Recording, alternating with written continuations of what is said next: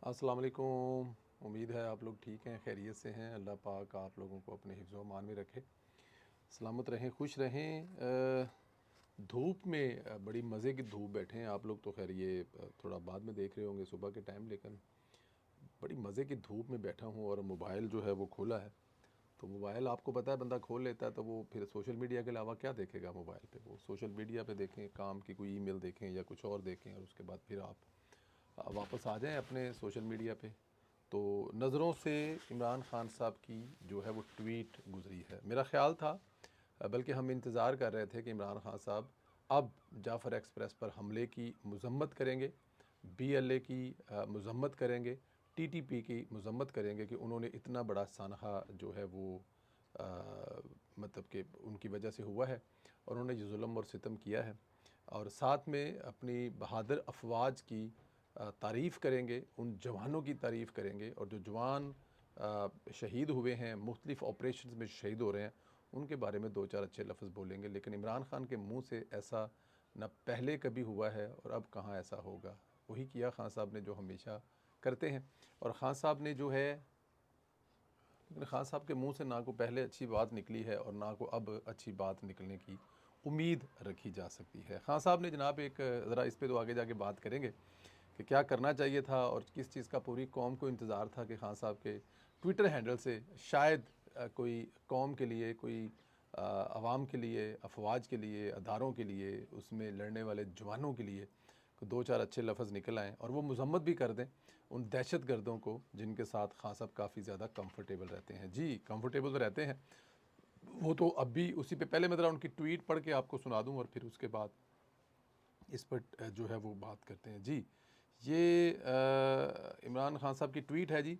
अच्छा, ये इन्होंने अपने अहले खाना और वकला से गुफ्तगू करते हुए कहा है और उसके बाद ये ट्वीट हो गई है। एक तो कहते ये जेल में बैठ के हैं और ट्वीट कहाँ से होती है, मुझे तो आज तक इस बात की समझ नहीं आ सकी कि ये ट्वीट होती कहाँ से है।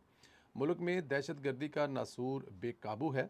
जाफ़र एक्सप्रेस का सानहा इंतहाई अफसोसनाक और काबिल मजम्मत है। इस किस्म की मुनज़्ज़म दहशत गर्दानियाँ किसी भी मुल्क की सिक्योरिटी पर सवालिया निशान है।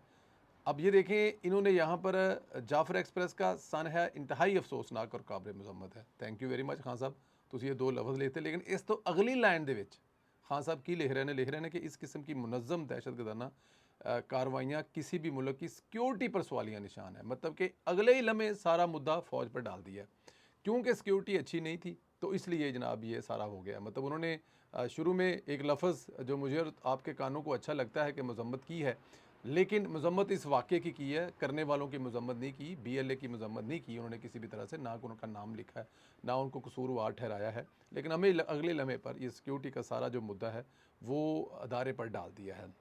दहशतगर्दी के वाक़यात में फ़ौजी और सिविलियन की कीमती जानों के ज़िया का जितना दुख हमें है किसी को नहीं हो सकता, क्योंकि तहरीक इंसाफ वाहिद सियासी जमात है जिससे तमाम सूबों की अक्सरियत जुड़ी हुई है। अफसोसनाक अमर यह है कि तमाम एजेंसियाँ दहशत गर्दी की रोकथाम के बजाय तहरीक इंसाफ को ख़त्म करने पर लगाई हुई हैं। तहरीक इंसाफ की जानब से नेशनल सिक्योरिटी कमेटी के बाईकाट का फ़ैसला बिल्कुल दुरुस्त है। लो जी, खान साहब कह रहे सन ना कि मैं आज सुबह वाले वीलॉग में कहा था कि कुछ लोग सोच रहे थे कि शायद खान साहब को ना पता हो और बाहर से पार्टी ने ये जो है वो फ़ैसला कर लिया हो। मैंने आपको रात को ही बता दिया था कि ऐसा हो सकता ही नहीं है। इमरान खान साहब की मर्ज़ी के बगैर ये फ़ैसला नहीं हो सकता, और इस फ़ैसले पर इमरान खान बड़ा खुश होगा, क्योंकि इमरान खान तो कभी चाहता ही नहीं है कि वो मुल्क के किसी ऐसे मुल्क की किसी ऐसी साइड पर खड़ा हो जाए जहाँ पर इमरान खान साहब के हाथों से मुल्क का भला हो जाए। तो खान साहब ने बाकायदा तौर पर इस बात की तस्दीक कर दी है, और आज हमारे सुबह वाले वी लोग जो कहा गया था कि इमरान खान साहब की मर्ज़ी शामिल होगी, बल्कि वो इसको अप्रिशिएट करेंगे, तो उन्होंने अप्रिशिएट कर दिया है। इस इजलास में ना मुझे बुलाया गया, भाई तू है कौन, 3 में ना 13 में, ना मेरी राय ली गई और ना ही बलोचिस्तान के नुमाइंदों को बुलाया गया। इनकी नीयत से इस मामले में साफ़ होती तो मेरी जमात के अरकान को सबसे पहले मुझसे मुशावरत करने की इजाज़त देते। इस वक्त तहरीक इंसाफ पाकिस्तान की वाहिद जमात है जिसकी सपोर्ट तमाम वफाकी इकाइयों में मौजूद है, जबकि पीपल्स पार्टी और नून लीग सिंध और पंजाब के चंद महसूस इलाकों तक महदूद है। अच्छा जी, आगे लिख दे जी, मुल्क की सबसे बड़ी जमात और फेडरेशन की इलामत कि वाहिद सियासी पार्टी के सरबराह को बाहर रख कर कौन सा इत्फाक राय हासिल किया जा सकता है। अच्छा जी, मुल्क की सबसे बड़ी बात सियासी जमात जो है वो तहरीक इंसाफ है। ये भी खान साहब के जहन का एतराज़ है। जेल में बैठे बैठे मुफ्त में रोटियां तोड़ते तोड़ते अब उनको ये भी शक होने लगा कि उनकी जमात मुल्क की सबसे बड़ी जमात है और चारों सूबे की जमात है, और कहते हैं कि मेरे बगैर मसले का हल कट किमें लैनगे। अच्छा जी, हुकूमत की खारजा और दाखिली पुलिसियाँ मुल्क के लिए जहर कातल हैं। दहशत गर्दी का मसला सिर्फ तब हल होगा जब इसका सियासी हल दरियाफ्त किया जाएगा, लोगों की मंशा के मुताबिक इनके फैसले होंगे। दहशत गर्दी का मसला सिर्फ फ़ौजी हिकमत अमली से हल नहीं हो सकता। हमसाया ममालिक को लेकर हमारी खारजा पॉलिसी आज़ाद और ख़ुद मुख्तार होनी चाहिए। अफ़गानिस्तान के साथ मामलात में भी बातचीत से हल होने चाहिए। रजीम चेंज के बाद इनकी गैर संजीदगी का अंदाज़ा इस बात से लगाएं कि बिलावल ने पूरी दुनिया के दौरे किए लेकिन अब एक बार भी अफ़गानिस्तान का दौरा नहीं किया। फ़ौजी ऑपरेशन कभी मसाइल का हल नहीं होते, बड़ी बड़ी जंगों का हल भी मुज़ाकरात और अमन और इस्तेहकाम की कोशिशों से निकलता है।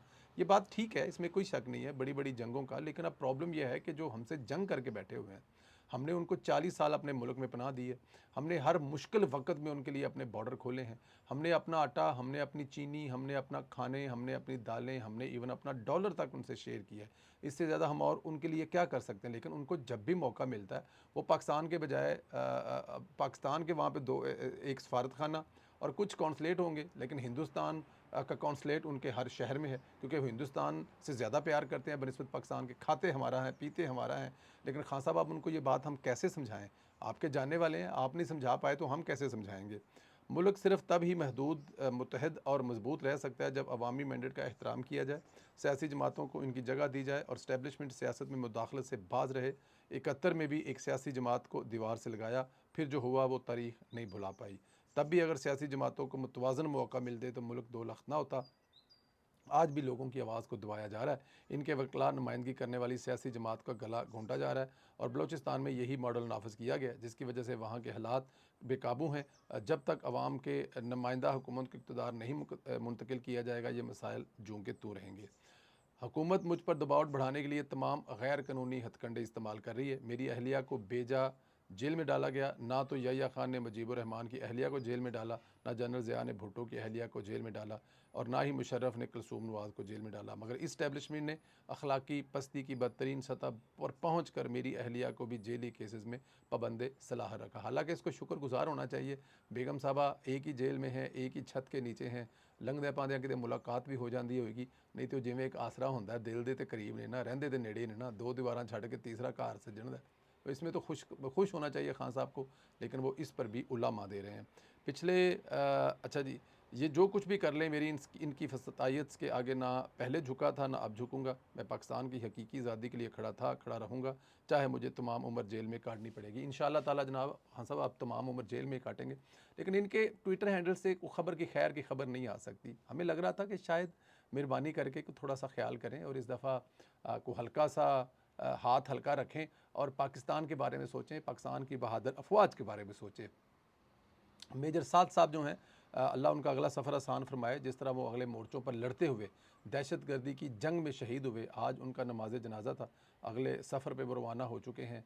मनो मिट्टी के नीचे वो जवान जो बच्चा है वो चला गया है। वो किसके लिए गया है?